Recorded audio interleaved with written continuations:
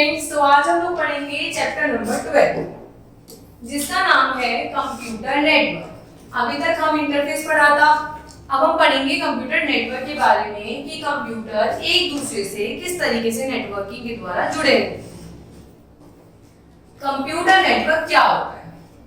आपने इंटरनेट के बारे में तो जरूर सुना होगा। आजकल आप जो भी कंप्यूटर या फोन चलाते हैं तो बिना इंटरनेट के क्या सर्वाइव कर सकते हैं? बिल्कुल भी नहीं कर सकते। यह कंप्यूटरों का सबसे बड़ा नेटवर्क है जो पूरे संसार में फैला हुआ है। जब दो या अधिक कंप्यूटर को इस प्रकार जोड़ा जाता है कि वे आपस में सूचनाओं का आदान प्रदान कर सकें या साझा कर सकें तो उसे नेटवर्क कहा जाता है। जब सूचनाओं का आदान प्रदान एक या दो से अधिक कंप्यूटरों में किया जाता है तो हम उसे नेटवर्क कहते हैं, क्योंकि कंप्यूटर एक दूसरे से जुड़े रहते हैं। नेटवर्क में कंप्यूटरों की संख्या कितनी भी हो सकती है। भाई ऐसा नहीं है कि 4 कंप्यूटर ही जुड़े होंगे नेटवर्क के द्वारा। हजारों लाखों करोड़ों कंप्यूटर नेटवर्क की सहायता से जुड़ सकते हैं। उनको केबलों या टेलीफोन लाइनों के द्वारा जोड़ा जा सकता है। वे एक कमरे में भी हो सकते हैं और दूसरी दुनिया में भी बिखरे हो सकते हैं। ऐसा नहीं है कि एक कमरे में ही हो, एक शहर में, विश्व में भी आप कंप्यूटर नेटवर्क का यूज कर सकते हैं बहुत आराम। एक सामान्य कंप्यूटर नेटवर्क में किसी बड़े या मुख्य कंप्यूटर से जुड़े जिससे अन्य सभी कंप्यूटर को जोड़ा जाता है, जैसा कि उपरोक्त चित्र में दिखाया गया है। नेटवर्क के मुख्य कंप्यूटर को सर्वर तथा अन्य कंप्यूटरों को क्लाइंट कहा जाता है। भाई जो नेटवर्क है एक ही जगह से तो फ्लोट होगा अलग अलग जगह पे, तो जहां से वो फ्लोट होता है उसे तो हम सर्वर कहते हैं और जो अलग अलग जगह फ्लोट होता है उसे हम क्लाइंट्स कहते हैं। आकार के अनुसार नेटवर्क, आप ऐसा तो नहीं है अब उसको भी सेग्रीगेट करना पड़ा। अब जब सब जगह नेटवर्क फैल जाएगा तो कुछ डिवाइडेशन भी तो जरूरी होगा, तो हम पढ़ेंगे डिवाइडेशन के बारे में। पहला होता है लोकल एरिया नेटवर्क, दूसरा होता है वाइड एरिया नेटवर्क। पहले हम पढ़ेंगे लोकल एरिया नेटवर्क के बारे में। जब किसी नेटवर्क के कंप्यूटर एक दूसरे से अधिक दूरी पर नहीं होते और सभी आपस में केबलों से जुड़े होते हैं तो उस नेटवर्क को लोकल एरिया नेटवर्क कहा जाता है। भाई जब कंप्यूटर ज्यादा दूरी पर नहीं होते और सारे कंप्यूटर तारों के माध्यम से, भाई देखो आप तारों के माध्यम से बहुत दूर दूर तक तो कंप्यूटर नहीं जुड़े रह सकते, पर हाँ एक सिंगल जगह पे एक सिंगल बिल्डिंग में तारों के माध्यम से कंप्यूटर जुड़े रह सकते हैं, तो उसे हम क्या कहते हैं? Local area network. ऐसे नेटवर्क के कंप्यूटर सामान्यतः 100-200 मीटर से अधिक दूरी नहीं होते और किसी बिल्डिंग के विभिन्न कमरों में लगाए जा सकते हैं। मैंने आपको भी बताया बैंक हो सकता है, हॉस्पिटल हो सकता है, स्कूल हो सकता है, कहीं भी वो लगाए जा सकते हैं।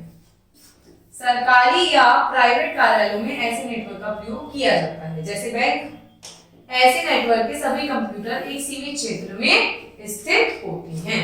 क्यों? क्योंकि तारों के माध्यम से जुड़े होते हैं तो ये सीमित जगह पर सीमित। यह क्षेत्र लगभग 1 किलोमीटर की सीमा में होना चाहिए, जैसे कोई बड़ी बिल्डिंग या बिल्डिंगों का समूह। लोकल एरिया नेटवर्क में जोड़े गए उपकरणों की संख्या अलग अलग हो सकती है। भाई बैंक है, बैंक में हो सकता है 100 कंप्यूटर, हॉस्पिटल में 200 कंप्यूटर, पर इससे ज्यादा कंप्यूटर इसके अंदर नहीं जुड़ सकते क्योंकि सारे कंप्यूटर तारों के माध्यम से जुड़े हुए होते हैं। इन उपकरणों को किसी संचार केबल द्वारा जोड़ा जाता है। हालांकि वर्तमान समय में कंप्यूटर्स को बिना संचार केबल के भी जोड़ा जा सकता है, जो कि वायरलेस लोकल एरिया नेटवर्क को प्रदर्शित करता है। पहले तारों की जरूरत होती थी, अपग्रेडेशन हो गया तो इसमें अब तारों की जरूरत नहीं पड़ने लगी, पर जो पहले से ही सेटअप हुए हैं तो वो अब भी तारों के द्वारा ही जुड़े हुए हैं। लोकल एरिया नेटवर्क के द्वारा कोई संगठन अपने कंप्यूटर, टर्मिनलों, कार्यस्थलों और अन्य भारी उपकरणों को एक दर्शक मितव्य विधि से जोड़ सकता है। भाई नेटवर्क है, तार है, सर्वर है, तो एक प्रॉपर फ्लो में वो जोड़ सकता है अपने नेटवर्क को, ताकि वे आपस में सूचनाओं का आदान प्रदान कर सके तथा सबको सभी साधनों का लाभ मिल सके। एक बिल्डिंग में जुड़े हुए होंगे, सूचनाओं का आदान प्रदान होगा तो लाभ मिलेगा। अब हम पढ़ेंगे वाइड एरिया नेटवर्क के बारे में। इसे बोलते हैं वैन। W for wide, A for area, N for network. जब नेटवर्क के कंप्यूटर दूर दूर तक बिखरे होते हैं तो उसको वाइड एरिया नेटवर्क कहा जाता है। इसका विस्तार 1 किलोमीटर से लेकर 1000 किलोमीटर तक हो सकता है। लैन का सिर्फ 1 किलोमीटर तक हो सकता था, इसका 1 से 1000 तक हो सकता है। ऐसे कंप्यूटरों को सीधे केबलों द्वारा जोड़ना संभव नहीं होता। जब दूरी ज्यादा हो जाती है तो केबल तारों के द्वारा जोड़ना संभव नहीं है, इसीलिए उनको टेलीफोन लाइनों की सहायता से जोड़ा जाता है। परंतु टेलीफोन लाइनों में से होकर अंकीय डाटा को भेजना संभव नहीं होता। कैसे नहीं संभव होता भाई? सीधे केबल, इसीलिए उनको टेलीफोन लाइन की सहायता से जोड़ा जाता है, परंतु टेलीफोन लाइनों में होकर अंकीय डाटा को भेजना संभव नहीं होता। टेलीफोन लाइंस के द्वारा आपका जो न्यूमेरिकल डाटा है वो नहीं जा सकता। इसीलिए पहले मॉडम द्वारा कंप्यूटरों को अंकीय डाटा को ऐसे संकेतों में बदला जाता है जिन्हें टेलीफोन लाइन से भेजा जा सके। इसमें बीच में मॉडम का यूज होता है, ठीक है। प्राप्त करने वाला एक अन्य मॉडम उन संकेतों को फिर से अंकीय डाटा में बदलकर अपने कंप्यूटर में भर लेता है। वही इंटरफेस वाला आ गया, एनालॉग को डिजिटल में और डिजिटल को एनालॉग में। इस प्रकार सूचनाओं को एक कंप्यूटर से दूसरे कंप्यूटर तक भेजा जाता है। हालांकि वर्तमान समय में वाइड एरिया नेटवर्क को वायरलेस मीडिया के द्वारा भी क्रियान्वित किया जा सकता है। मतलब वायरलेस, जिसमें आपका वायर ही नहीं होता, उसके द्वारा भी इसे क्रियान्वित किया जा सकता है। अब इस प्रकार नेटवर्क में डाटा ट्रांसफर की गति भी तेज हो रही है। भाई जैसे जैसे अपग्रेडेशन होता है नेटवर्क में डाटा की गति कैसे हो रही है? तेजी पे आ रही है। अब हम इनमें अंतर देखेंगे। इसमें है लैन, दूसरा है वैन। लैन क्या होते हैं? पास पास होते हैं, वैन दूर दूर होते हैं। लैन में मॉडम की जरूरत नहीं होती क्योंकि तारों से जुड़े होते हैं, वैन में मॉडम की जरूरत होती है। ये कहाँ होते हैं? स्कूल, कार्यालय, स्थानीय स्तर के प्रयुक्त होते हैं। ये देश, राज्य, विदेश सब जगह हो सकते हैं। किसी गलती को नेटवर्क में ठीक करना आसान होता है। क्यों? क्योंकि एक ही एरिया में होते हैं जहां गलती पता चल जाती है। पर वाइड एरिया नेटवर्क तो प्रॉपर बहुत जगह फैला हुआ होता है, तो गलती मिलना, उसे ढूंढ के सही करना बहुत कठिन हो जाता है। अब हम पढ़ेंगे इंटरनेट के बारे में। इंटरनेट के बारे में तो हम पढ़ते ही आ रहे हैं।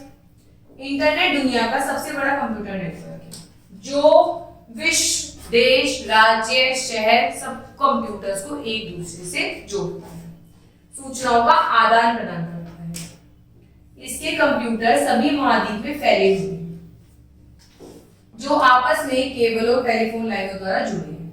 इंटरनेट के माध्यम से हम अपने घर बैठे हुए दुनिया के किसी भी कंप्यूटर में किसी भी विषय की सूचना प्राप्त कर सकते हैं। ये तो बात सच है। विश्व में कोई लड़ाई हो जाती है, विश्व में कोई वायरस फैल जाता है, तो हमें घर बैठे उसकी सूचना मिल जाती है। किसकी मदद से मिलती है?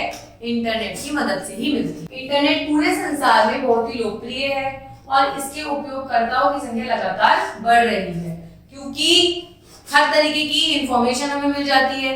कुछ भी हमें सर्च करना होता है तो हमें इंटरनेट पे मिल जाता है, हमें कुछ समझ नहीं आ रहा होता तो हमें इंटरनेट पे मिल जाता है। तो लोगों में इसकी जो लोकप्रियता है वो बढ़ रही है। इसकी लोकप्रियता का कारण यह है कि इसमें किसी भी कंप्यूटर से जुड़ना उतना ही सरल है जितना किसी टेलीफोन नंबर को डायल करना है। भाई पहले लोग क्या करते थे? टेलीफोन नंबर डायल करते थे, बात करते थे।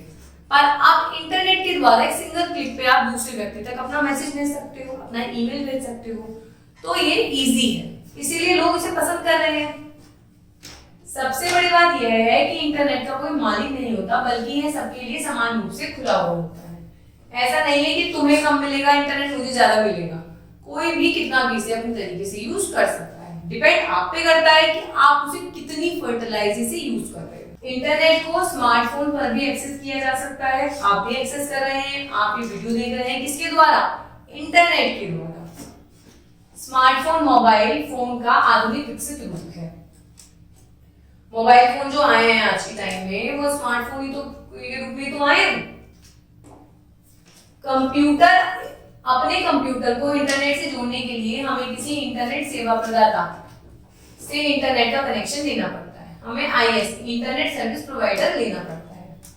इसके अलावा हमारे पास एक मॉडेम या टेलीफोन लाइन भी होनी चाहिए। ये है वो जरूरत सामान जब हमें इंटरनेट से कनेक्ट करना होता है तो हमें किन किन चीजों की आवश्यकता होती है। वर्तमान समय में इंटरनेट को कंप्यूटर पर वायरलेस मीडिया के रूप द्वारा भी चलाया जा सकता है। अब आप ये देख रहे होंगे कि आपके स्मार्टफोन से कोई तार थोड़ी जुड़ा हुआ है इंटरनेट का, इसे कहते हैं वायरलेस, जिसमें वायर नहीं होती। इस प्रकार के कनेक्शन में किसी टेलीफोन लाइन की आवश्यकता नहीं होती। स्मार्टफोन के द्वारा इंटरनेट का प्रयोग करने पर टेलीफोन के अलावा मॉडेम की भी आवश्यकता नहीं होती, क्योंकि स्मार्टफोन स्वयं मॉडेम की तरह व्यवहार करता है। आपका स्मार्टफोन भी एक तरीके का मॉडेम ही है, इसीलिए इसमें तारों की आवश्यकता बिल्कुल भी नहीं है। अब हम देखते हैं हम इंटरनेट का प्रयोग कहाँ कहाँ करते हैं। अब हमने देख तो लिया इंटरनेट जोड़ने के लिए क्या क्या चीजें चाहिए, इंटरनेट क्या होता है, किस तरीके से हमें फायदा मिलता है। अब हम इसके उपयोग, इंटरनेट के अनगिनत उपयोग हैं और इनकी संख्या लगातार बढ़ रही है। इनमें से कुछ उपयोग के बारे में हम पढ़ते हैं। वर्ल्ड वाइड वेब, WWW, जिसका चित्र ये बना हुआ है। वर्ल्ड वाइड वेब, जिसके संक्षेप में WWW भी कहा जाता है, इंटरनेट का सबसे बड़ा और प्रमुख भाग है। इसके द्वारा ही हम कुछ भी सर्च कर सकते हैं, जिसमें सूचनाओं का विशाल भंडार है, जिसमें दुनिया के हर विषय पर सभी प्रकार की सूचनाएं पाई जा सकती हैं। www इतना बड़ा प्लेटफॉर्म है कि आपको कुछ भी सर्च करना हो, कुछ भी ढूंढना हो, किसी भी प्रकार के विषय में जानकारी प्राप्त करनी हो, सब कुछ हमें इसमें मिलता है। सूचनाओं को कंप्यूटरों पर वेबसाइटों में वेब पेजों के रूप में रखा जाता है। अब ये सूचनाएं कहाँ होती हैं? वेबसाइट्स पे होती हैं। वेबसाइट में कहाँ होती है? वेब पेजेस बनते हैं हर चीज की इंफॉर्मेशन की। वेबसाइट एक फाइल की तरह होती है जिसे खोलकर सूचनाओं को देखा जा सकता है। सब लोग अपनी अपनी सूचनाएं इस पे वेरीफाई करके डाल सकते हैं। प्रत्येक वेबसाइट का एक विशेष पता होता है जिसे वेब एड्रेस कहते हैं। कोई भी व्यक्ति वेब का पता, ये है, आपको किसी भी वेब का पता करना होगा तो आप लिखोगे www. आप जहां पे हो .com। इसी प्रकार कोई भी व्यक्ति अपनी वेबसाइट बनाकर इंटरनेट पे डाल सकता है और आवश्यकता होने पर उसे कभी भी सुधार सकता है। भाई वेबसाइट कोई भी बना सकता है, बस उसके कुछ नॉर्म्स होते हैं, तरीके से वो बननी चाहिए, ठीक है, प्रॉपर फॉर्म में बननी चाहिए। इंफॉर्मेशन आप पोस्ट कर सकते हो, आप अपनी इंफॉर्मेशन को एडिट भी कर सकते हो। भाई आप लोग सोचिए ना, अगर इंटरनेट पे आपको हर विषय की जानकारी मिल रही है तो कोई तो डालता होगा उस पे जानकारी, वो डलती है वेबसाइट पे। वेबसाइट किसी भी भाषा में बनाई जा सकती है। हिंदी में भी कई लोकप्रिय वेबसाइट उपलब्ध है, जैसे www.jagrant.com, नेजल.com। वेबसाइटों की सूचना खोजने के लिए विशेष प्रोग्राम होते हैं जिन्हें हम इंटरनेट ब्राउजर कहते हैं, जहां पे हम वेबसाइट को ब्राउज कर सकते हैं, मतलब खोज सकते हैं। इंटरनेट एक्सप्लोरर, नेटस्केप, नेविगेटर ऐसे दो प्रमुख इंटरनेट ब्राउजर प्रोग्राम हैं जहां पे हम इंटरनेट किसी भी चीज को सर्च कर सकते हैं, ब्राउज कर सकते हैं। इनमें ऐसी सुविधा उपलब्ध है कि आप अपनी रुचि के विषय की कुछ शब्द बताकर लाखों वेबसाइट के रूप में उस विषय का सही वेबसाइट को खोज सकते हैं। वही सपोज कीजिए आपको कहीं घूमने जाना है, ठीक है, आपने टूरिस्ट प्लेस भी लिख दिया ना अगर, तो आपको उससे रिलेटेड भी बहुत सारी वेबसाइट्स आ जाएंगी। ये तरीका होता है, आप नेटवर्क एक्सप्लोरर पे जाके इसे एक्सप्लोर कर सकते हो, ढूंढ सकते हो। ईमेल, यह इंटरनेट की सबसे अधिक उपयोग की जाने वाली सेवा। पहले क्या होता था? पत्र लिखते थे, पोस्ट ऑफिस में डालते थे, पोस्टमैन लेकर जाता था, पहुंचता था, उसका आंसर होता था, वो आता था, कितना टाइम लग जाता। इंटरनेट ईमेल के माध्यम से, ईमेल है इलेक्ट्रॉनिक मेल, एक क्लिक से आप अपना पत्र दूसरे व्यक्ति तक पहुंचा सकते हैं। इसी कारण ये लोकप्रिय हो रहा है। कंप्यूटरों के माध्यम से भेजे गए इलेक्ट्रॉनिक संदेशों को हम ईमेल कहते हैं। यह संदेश दूर दूर तक भेजने का सबसे सरल, सबसे तेज, सबसे सस्ता माध्यम है। इसके द्वारा आप न केवल साधारण टेक्स्ट बल्कि चित्र, वीडियो, आवाज, फाइल कुछ भी भेज सकते हो। आपके पास कोई वीडियो है, आप वीडियो भेज सकते हो, कोई भी फोटो भेज सकते हो, कुछ भी। इतना ही नहीं, इसमें कोई संदेश एक बार में कई लोगों पर भेजा जा सकता है और उसमें कुछ ही क्षणों में समय लगता है। भाई पोस्टमैन तो जाएगा, अगर आपको 4 रिश्तेदारों को भेजना है तो अलग अलग रिश्तेदार ही जाएगा, टाइम लग जाएगा। इससे क्या होगा, आपके पास मेल आईडी होगी 4 रिश्तेदार की, आप एक साथ ही 4 को भेज दोगे सेम मैसेज। ईमेल भेजने, प्राप्त करने के लिए आपका कंप्यूटर इंटरनेट से जुड़ा होना चाहिए, ये सबसे जरूरी है। ईमेल नहीं जाएगा अगर आपका कंप्यूटर इंटरनेट से जुड़ा हुआ नहीं है। अगर जुड़ा हुआ है तो इंटरनेट ईमेल आप कहीं भी भेज सकते हैं। इसके साथ ही एक ईमेल खाता खोलना भी आवश्यक है, जो आपके इंटरनेट पर सेवा प्रदाता कंपनी सर्वर पर अथवा किसी वेबसाइट में खोला जाता है। वेबसाइटों की तरह ईमेल खातों का भी पता होता है, जिसे ईमेल खाता बनाने की सुविधा देती है, जैसे याहू, जीमेल, रेडमी पे आदि। भाई ईमेल आप कहीं तो बनाओ, जाके अकाउंट बनाना पड़ता है इसमें, आपको अकाउंट बनाना पड़ता है, और आप जिसको पत्र भेज रहे हो उसका भी उसी पे अकाउंट होना चाहिए। ये अकाउंट आप कहाँ कहाँ बना सकते हो, याहू पे बना सकते हो, जीमेल पे बना सकते हो, रेडफिल पे बना सकते हो, ये साइट्स हैं जहाँ पे आप जाके अपना ईमेल अकाउंट बनाओ। इनमें आप अपना मेल बॉक्स ठीक उसी तरह बना सकते हैं जैसे घर के बाहर मेल बॉक्स लगाया जाता है। प्रॉपर मेल्स आते हैं बॉक्स में, वो फिट होते रहते हैं। जब भी आपकी कोई ईमेल प्राप्त होती है तो आपको मेल बॉक्स में स्टोर कर दी जाती है। बाद में आप कभी भी अपने मेल बॉक्स को खोलकर उसे पढ़ सकते हो और जवाब भी दे सकते हो। ईमेल को स्मार्टफोन को भी एक्सेस किया जा सकता है। अब ये जरूरी नहीं है कि आप पे आज मेल आया आपने आज ही देखा। मेल जब आता है तो एक बॉक्स में वो सेव हो जाता है। जब भी आप अपनी मेल आईडी, अपना अकाउंट ओपन करते हो, आप तब अपनी मेल देख सकते हो और हैंड टू हैंड रिप्लाई भी कर सकते हो। अपने फोन में भी आप ईमेल को खोल सकते हो। अब हम पढ़ेंगे चैटिंग। चैटिंग क्या होती है? आजकल बहुत अच्छे चैटिंग के बारे में जानते होंगे। यह ईमेल का सुधरा हुआ रूप है। इसमें आप इंटरनेट से जुड़े हुए किसी भी व्यक्ति के साथ ठीक उसी तरह बातचीत कर सकते हैं जिस तरह टेलीफोन पर की जाती है। टेलीफोन पे तो आप बात करते हो, चैटिंग में आप मैसेजेस करते हो। अंतर केवल यह है कि इसमें सारी बातचीत लिखकर होती है, अर्थात इधर से आप अपनी बात टाइप करके भेजते हैं, उधर से दूसरा व्यक्ति अपनी बात टाइप करके भेजता है। होती तो मैसेजिंग ही है, पर मैंने आपको कोई मैसेज टाइप करके भेजा, आपने फिर उसका आंसर मुझे टाइप करके भेजा, तो हम दोनों के बीच होने वाली ये प्रक्रिया चैटिंग कहलाती है। इस तरह की वार्तालाप को हम चैटिंग कहते हैं। चैट करने की सुविधा कई वेबसाइट में उपलब्ध होती है। इसके लिए उसमें चैट रूम बनाए जाते हैं।